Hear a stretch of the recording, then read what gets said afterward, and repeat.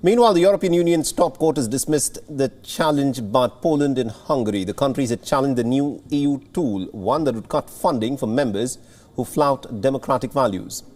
The Wednesday's ruling marks a milestone in EU's feud with Poland and Hungary. Now remember, Hungary and Poland have long been beneficiaries of the EU funds. But the EU has now said to receive these benefits, countries must uphold common European standards. The two countries with their populist leaders have been accused of curbing human rights and also stifling the freedom of courts and also of the media. As you said, the President welcomed the judgments, which actually follow the position that the Commission, the European Parliament, the Council and 10 Member States defended in this procedure.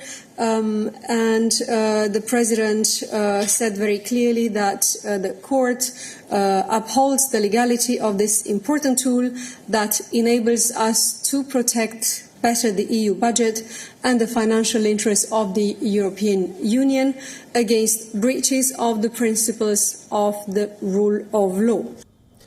This ruling clears the way for the bloc to potentially cut billions in funding to both Poland and Hungary. It also reaffirms the bloc's strongest tool, the so-called conditionality mechanism, one that prevents shared spending from benefiting those breaking democratic laws. But the ruling also raises some serious questions about EU's future. The feud between Warsaw, Budapest and Brussels damages the bloc's cohesion. It also makes it harder to agree on issues like climate and taxes.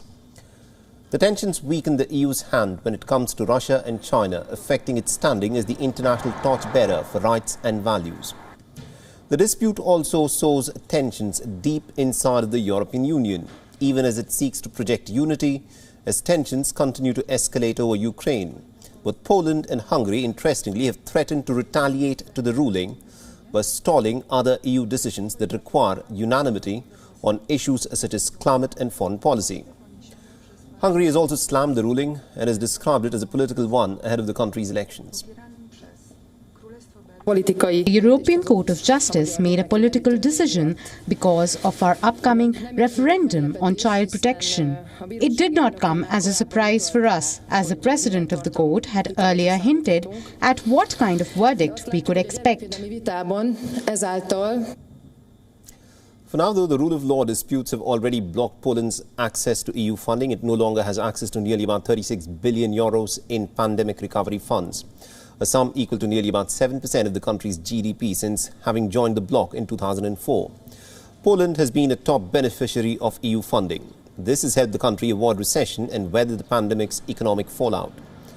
Meanwhile, Hungary's track record on democratic rights has already cost the country pretty dearly. It has lost access to 7 billion euros in EU pandemic funds, or almost about 5% of its GDP. Overall, it is eligible for at least about 22.5 billion euros from the EU by the year 2027.